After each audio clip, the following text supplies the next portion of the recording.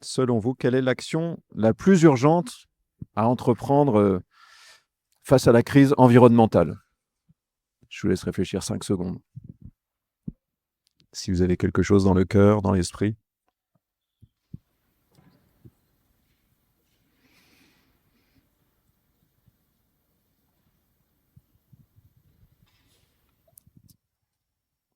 Voilà, les phénomènes que l'on décrit ou dont nous entendons parler autour de nous presque tous les jours, dans les journaux ou bien sur les réseaux sociaux, si on est un tout petit peu branché sur la question, ils sont d'une ampleur assez considérable. Vous voyez, quand on parle, par exemple, de l'effondrement du vivant ou de la biodiversité, si on regarde par exemple les chiffres pour les grands mammifères, c'est énorme. C'est du 80% ou des choses comme ça. Pour les insectes, pour les oiseaux, c'est mon sujet tunnel, vous le savez, peut-être. Quand on regarde les forêts primaires, effondrement, pareil, voilà. Si on regarde le phénomène de la pollution, on parle d'un 6e continent, par exemple. Je veux dire, c'est considérable. Si on parle de la dérégulation climatique, on a sous les yeux, je ne sais pas si vous connaissiez des gens qui sont à La Réunion, c'était il y a 15 jours, voilà, des phénomènes assez amples, etc. Donc à chaque fois, on parle de choses qui sont à l'échelle planétaire, et la conséquence, c'est que nous pouvons nous sentir complètement dépassés par ce qui est décrit. Nous pouvons avoir un sentiment, on pourrait dire, d'impuissance. Et ce qui va avec, ça peut être la tristesse, la colère, l'angoisse, on en parlera dans la prochaine escale, le découragement. Et le plus souvent, mêlé à tout cela, c'est ce qu'on pourrait appeler le fatalisme. C'est-à-dire une petite voix qui intérieurement nous dit à quoi bon? Il n'y a rien à faire, quoi. C'est trop grand pour moi. Voilà. Et le fatalisme a pour premier effet, on pourrait dire, de venir démobiliser en nous la volonté. Et donc, concrètement, ça conduit à l'inaction. Ça veut dire que ça m'installe, chacun de nous, et c'est souvent ça qu'il faut un peu surveiller, dans on pourrait dire, une position de spectateur du monde, de l'actualité et de la crise. Et donc, face à une situation de crise, l'enjeu numéro 1, c'est de s'arracher à cette situation de spectateur pour redevenir acteur. Ne plus être un spectateur qui subit, mais devenir un acteur qui réagit, voilà, qui agit à nouveau. Alors, quelle est la manière de réagir, ou la première manière de réagir? C'est tout simplement de se poser la question, on peut le faire maintenant, que puis-je faire face à une crise? Que puis-je faire? Que dois-je faire? C'est la question que je vous ai posée au tout début. Quelle est l'action peut-être la plus urgente que je peux entreprendre?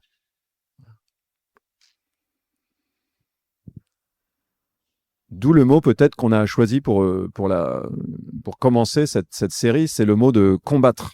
Parce qu'on peut parler d'agir, mais quand on est dans l'adversité et qu'on réagit, en fait, on est dans le combat. On se met à combattre. Donc nous pouvons utiliser le mot dans ce sens-là. C'est qu'en réagissant, eh bien, nous combattons le fatalisme qui est quelque part dans notre cœur. Voilà. Nous arrêtons d'être dans l'inertie ou l'inactivité. Mais on peut aller un peu plus loin, c'est répondre à la question, donc, que puis-je faire? C'est-à-dire, on pourrait dire contre quoi me battre en priorité? Et on va proposer ce soir, et puis dans les 2 prochaines escales, donc dans 15 jours et puis dans 1 mois, 3 réponses à cette question, contre quoi me battre? On pourrait dire combattre ou me battre contre l'individualisme, combattre les peurs, mes peurs, nos peurs, non pas en les fuyant, mais en les traversant. Et donc, ça sera le thème de dépasser ces peurs. Et puis, combattre l'enfermement dans ce que nous connaissons déjà. C'est-à-dire que dans une crise, le risque, c'est de ne pas arriver à imaginer de voies alternatives, de voies de changement pour justement faire autre chose et nous sortir de la situation, de nos manières d'être qui font que nous sommes dans cette situation-là. Voilà, donc j'ai introduit un peu le thème de ce soir et puis les 2 prochaines, et je voudrais avancer un peu sur le premier, donc sur le thème de combattre l'individualisme. Le premier dragon, on pourrait dire, que nous avons à affronter avant celui de la peur et avant celui de l'enfermement dans le manque d'imagination, c'est l'individualisme. Pourquoi? Parce que l'individualisme, le fait d'être centré sur nous, c'était déjà un peu le thème de la dernière fois, et de nous couper ou de nous mettre à distance des autres, cet individualisme, c'est l'origine, enfin, c'est une des causes principales de la crise aussi écologique dans laquelle nous sommes. Pourquoi? Parce que l'individualisme, il fragilise les relations, il fragilise les liens entre nous. Et il trouve une compensation dans la recherche des biens matériels. On entend ça de temps en temps, peut-être vous avez déjà entendu ça, c'est-à-dire que les biens plutôt que les liens. De nombreuses vous voyez, cultures traditionnelles sur d'autres continents, ailleurs, font l'inverse, c'est-à-dire vont chercher à favoriser les liens plutôt que l'accumulation de biens. Et l'évangile, donc la tradition chrétienne, fait la même chose, c'est-à-dire apporte vraiment une vision différente et même, on pourrait dire, alternative, quoi, inverse. C'est de mettre les biens au service des relations, au service des personnes. Si je développe un tout petit peu, on pourrait dire que dans l'individualisme par lequel chacun nous sommes marqués, il y a d'abord un effet d'aveuglement, on pourrait dire. C'est-à-dire que ça me fait perdre de vue les conséquences de mes actes pour les autres. C'est ça un des premiers effets de l'individualisme, c'est que comme j'ai le regard centré sur moi et ma bulle, je perds de vue les conséquences de mes actes et notamment de mes actes de consommation par rapport aux autres. Lorsque j'achète, on va prendre un objet vraiment courant qui est un peu emblématique, on en parle souvent de, par exemple, un téléphone portable. Lorsque j'achète un téléphone portable, est-ce que j'ai en vue les matières, par exemple, rares que ça demande? Là, on a entendu parler il n'y a pas très longtemps de M. Trump qui expliquait aux Ukrainiens qu'il allait venir s'occuper des terres rares qu'il y a chez eux. C'est lié exactement à cette économie-là. Vous voyez, un téléphone portable ou des matériaux de haute technologie, mais derrière, il y a des conséquences quelque part. Voilà. Dans de la fast fashion, par exemple, c'est des vêtements qu'on change facilement, qu'on achète à pas trop cher, etc., et qu'on renouvelle sans arrêt. Derrière, il y a un type d'économie et aussi des conditions de travail pour des personnes ailleurs sur la planète, des conditions de travail qu'on pourrait dire dégradées. Bon, c'est des choses qu'on entend, donc j'insiste pas trop là-dessus. Donc cet aveuglement-là, il est lié au fait que nous ne regardons plus au loin, quoi. Nous sommes centrés sur nous, individualisme, qui crée un aveuglement. Il y a plus qu'un aveuglement dans l'individualisme qui fait que c'est la cause, une origine de la crise, c'est qu'il y a aussi une illusion. C'est-à-dire qu'il y a l'illusion d'une sécurité que je me donne en accumulant des biens. Il y a un passage dans l'Évangile, donc dans la partie de la Bible qui parle de Jésus, qui illustre ça. Jésus raconte l'histoire d'un homme qui en fait se rassure par rapport à la peur qu'il a de mourir en accumulant beaucoup de biens. Et tout à coup, il se dit, maintenant que j'ai autant de choses, je suis tranquille.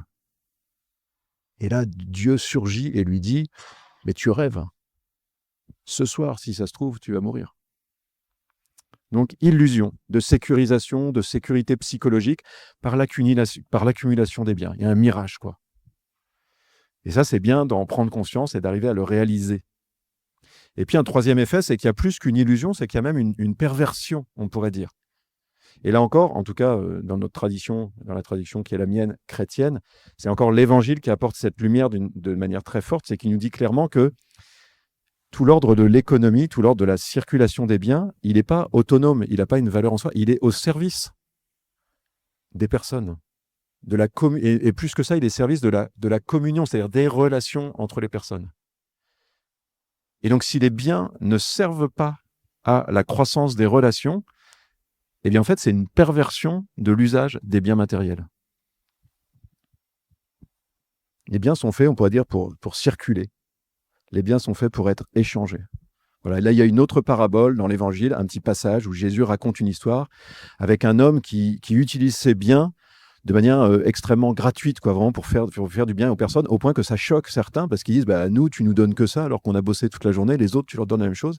Et il a cette phrase un peu provocante, il dit, mais je peux faire ce que je veux avec mes biens. Voilà, si j'ai envie de faire du bien aux personnes, je peux faire du bien aux gens. Voilà, c'est une parole provocante pour essayer de venir nous chercher sur voilà, est-ce que quelque chose en nous s'est laissé pervertir, tromper dans l'usage que nous faisons des biens matériels? Est-ce que nous mettons nos biens au service des relations, de la communion, des de la croissance, de l'amour, on pourrait dire aussi, entre nous?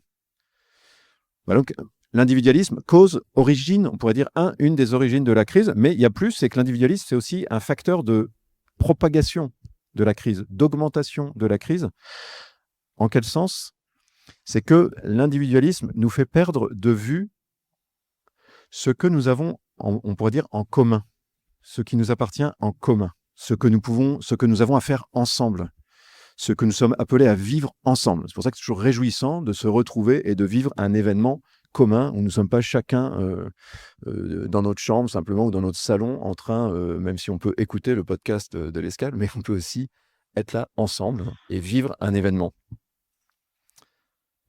Et une conséquence de cet individualisme, de ce centrement sur soi, c'est la fragilisation aussi de la conscience que j'ai que la vie, c'est une aventure collective. On en avait parlé la dernière fois, dans la dernière escale, que vous pouvez retrouver, qui s'appelait « Se décentrer de soi ». Donc vous pouvez... et un des éléments qu'on avait dit, c'était réapprendre à nous poser des questions en nous, pas uniquement en je. Donc là, j'ai posé la question « Que puis-je faire face à la crise ?» Mais là, une question importante, c'est « Que pouvons-nous faire ?» Que pouvons-nous faire? Voilà.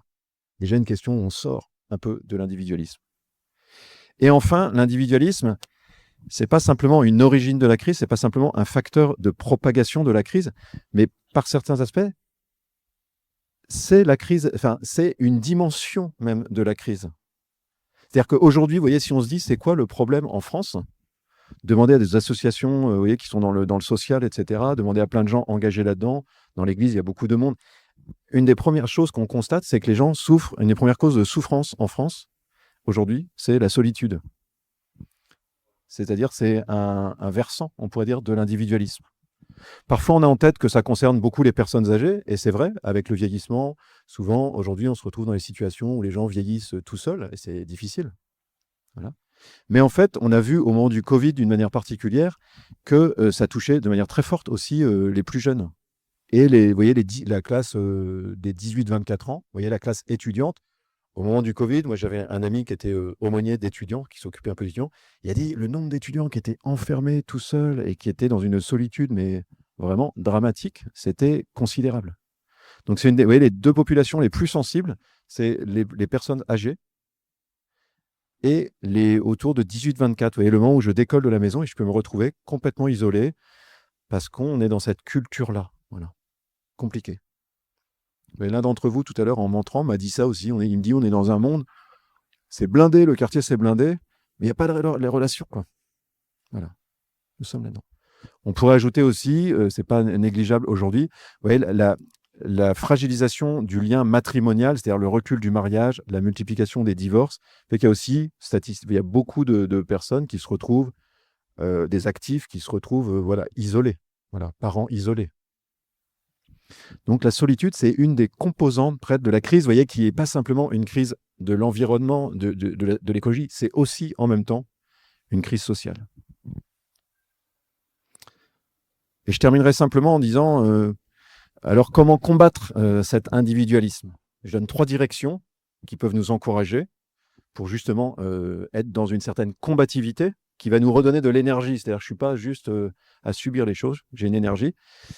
Une première direction, je vous invite peut-être cette semaine à faire un petit exercice spirituel, c'est de cultiver, on pourrait dire, la gratitude pour quelques-unes de vos relations. Chaque jour, essayez de prendre 2 minutes, le soir ou le matin, quand vous voulez, puis vous arrêtez, vous dites, aujourd'hui, je vais me réjouir d'une relation qui me fait du bien, une relation qui m'enrichit, une relation qui élargit mon cœur, mon âme. Voilà. Une relation d'amitié, que sais-je. Ça peut être aussi, vous voyez, un approfondissement d'une relation avec un collègue de travail, mais vous voyez, avec qui on a parlé de quelque chose d'un peu profond. Ça peut être quelque chose qui s'enrichit avec un voisin. C'est pas toujours, vous voyez, les relations niveau 4. Voilà. Cette semaine, vous voyez, personnellement, là où j'ai un peu cultivé ça, c'est que je suis en train de terminer d'écrire un petit livre où je raconte des histoires, je vous en reparlerai peut-être un moment. Et à la fin, j'ai voulu honorer mon père, qui n'est pas encore mort, il a 94 ans, aussi pour une part de l'héritage spirituel qui m'a communiqué, on va dire. Et donc j'ai pris le temps d'écrire quelque chose sur lui et j'ai envie, alors j'espère que vous pouvez avoir ça dans vos pensées, que l'éditeur va accepter cette petite conclusion. Voilà. Mais pour, vous voyez, célébrer, on pourrait dire, cette relation avec mon père. Voilà. Nous pouvons le faire. Une deuxième direction, après, vous voyez, cette gratitude pour des relations que vous avez cette semaine. Une deuxième direction, c'est de démasquer l'illusion dont j'ai parlé tout à l'heure. Vous voyez, peut-être repérer le mécanisme de l'illusion, c'est-à-dire le moment où, confronté à une inquiétude, confronté à une angoisse, une peur, on en parlera la prochaine fois, confronté à une frustration, confronté à un moment de solitude, je vais réagir par un acte de consommation. Vous voyez, je vais venir combler un peu un espèce de petit vide, quelque chose en moi, par un acte de consommation. Quand on commence à repérer ça, on a déjà progressé. Enfin, vous voyez, je veux dire, il y a quelque chose en nous qui se réveille. Quand on commence à voir, à démasquer le piège, un peu, l'illusion. Je dis pas qu'il faut rien acheter. Moi, à un moment, j'achetais plus du tout de vêtements, etc. Puis il y a mes sœurs qui m'ont dit, là, tu es en train de quand même te clochardiser un peu, donc rachète des choses. Voilà. Je suis allé racheter un jean il n'y a pas longtemps, mais il est un peu trop long. Et une troisième direction, peut-être ce qui favorise le plus la reconnaissance de l'autre comme un proche, comme un frère même, comme une sœur, c'est-à-dire qu'il est quelqu'un c'est de reconnaître aussi que nous avons un père commun. C'est-à-dire que nous avons un créateur. Et il est certain que la présence de Dieu, la lumière de Dieu peut nous aider. Je termine en vous racontant une histoire que j'ai entendue il y a quelque temps d'une amie, mais qui m'a vraiment bouleversé. Donc, c'est une jeune femme d'origine italienne. Elle était chercheuse je sais plus si c'est en chimie ou quelque chose comme ça. Et elle avait un long trajet le matin pour aller au travail. Donc, elle était très croyante, catholique, et donc elle allait à la messe tous les matins. Et dans la messe, il y a une prière que nous disons, qui est la prière du Notre Père. Donc, nous disons Notre Père. Et chaque matin, le long de la route, elle était dans sa voiture et elle croisait des jeunes femmes prostituées qui étaient là. Elle disait elles étaient habillées avec presque rien, etc. Et ça la touchait, quoi. Et puis au bout d'un moment, en fait, elle a dit, mais je viens de dire dans l'église Notre Père et je croise cette femme-là. Mais si c'est Notre Père, ça veut dire que cette femme qui est là, c'est ma sœur. Et ça a atteint un tel point en elle qu'un jour, elle s'est arrêtée. Elle a ouvert la porte. Elle lui a dit, toi, si tu veux, tu peux venir vivre chez moi. Et sa vie a basculé ce jour-là. Et maintenant, c'est le style de vie qu'elle a développé. Et elle a continué de le faire. Et maintenant, elle est rentrée dans un style de vie où elle vit avec des personnes pauvres. Vous voyez, elle était chercheur, elle continue de travailler, etc., à mi-temps. Et elle vit avec des personnes plus pauvres. Bon, là, c'est le niveau 5 de la connexion relationnelle. Bon, moi, ça m'a mis KO parce que je vis pas ça, quoi. Tout le monde n'est pas appelé à vivre ça. Ça, c'est des histoires qu'on lit dans les livres de saints qui ont vécu des conversions radicales comme ça. Mais, vous voyez, ce qui m'intéresse, c'est elle parlait, elle avait dans le cœur cette foi et cette reconnaissance de Dieu comme Père. Et donc, tout à coup, ça a amené une lumière sur le regard qu'elle portait sur cette femme qui se prostituait sur le bord du chemin. Au point qu'elle a dit, toi, t'es ma sœur. Voilà, des petites histoires qui nous réveillent. Je vous propose de terminer en méditant quelques instants, en rentrant au-dedans de nous.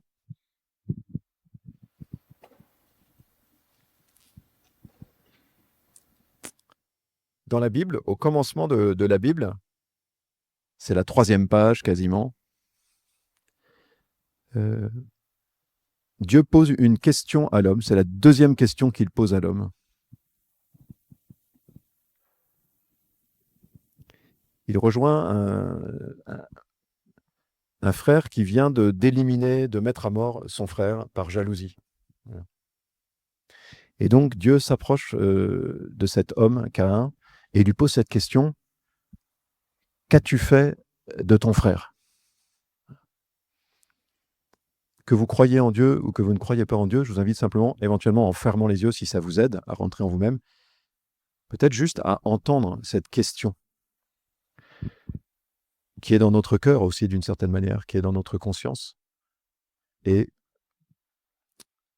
nous le croyons dans la foi pour ceux qui croient, qui vient de Dieu. Qu'as-tu fait de ton frère?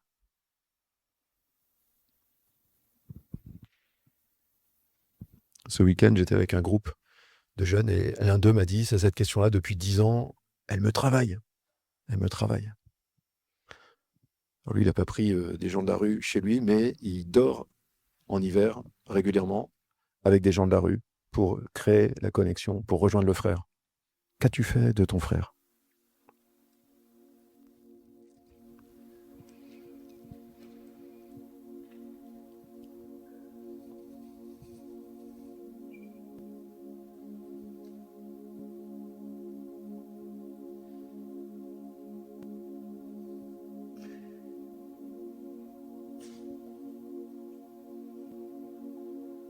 Nous pouvons nous reconnecter intérieurement à cette question qui est présente au-dedans de nous.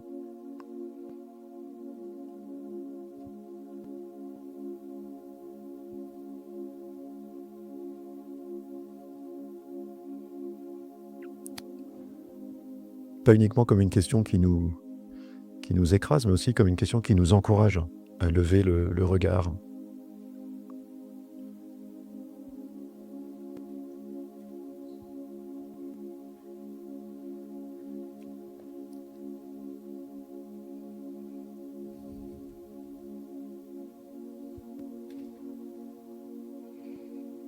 Voilà, et dans la Bible, celui à qui Dieu pose la question, il répond. Cette phrase difficile, terrible, suis-je responsable de mon frère? On pourrait dire que ça, c'est la marque, c'est la blessure de l'individualisme dans le cœur de l'homme. Voilà. C'est l'affirmation ou la question par laquelle je me désolidarise des autres. Ouais, je nous invite aussi à sentir que cette question-là, en fait, elle est aussi dans notre cœur. Cette tentation, on pourrait dire, elle est aussi dans notre cœur. Quand nous sommes confrontés à des situations, ça m'est arrivé il y a 2 heures dans le RER. Il y a quelqu'un auprès de qui j'aurais dû intervenir, un gars complètement paumé, je ne l'ai pas fait.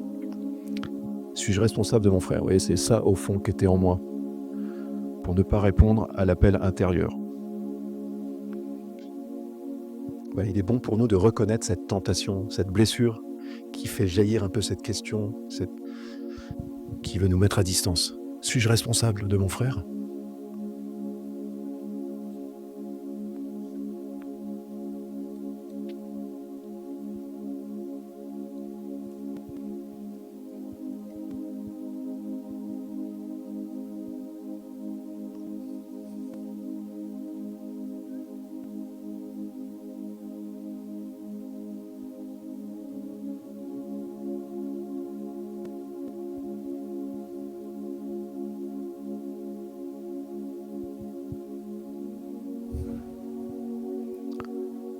Voilà, si nous reconnaissons cette tentation dans notre cœur, c'est aussi pour la vaincre et donc répondre nous-mêmes, oui, que nous sommes responsables, que nous sommes liés aux autres et que nous voulons combattre la tentation, on pourrait dire, de l'individualisme.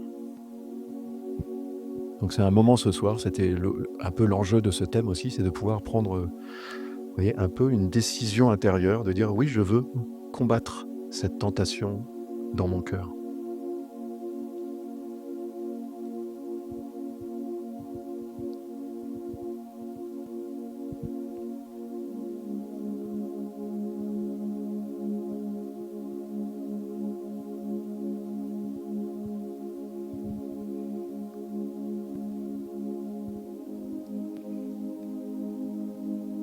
Et la bonne nouvelle, c'est que si Dieu vient nous poser cette question, c'est pas pour nous mettre en accusation, c'est pour nous montrer en fait que le premier qui veut combattre cet individualisme, qui veut régénérer cette blessure de notre cœur, la faire disparaître, c'est lui-même.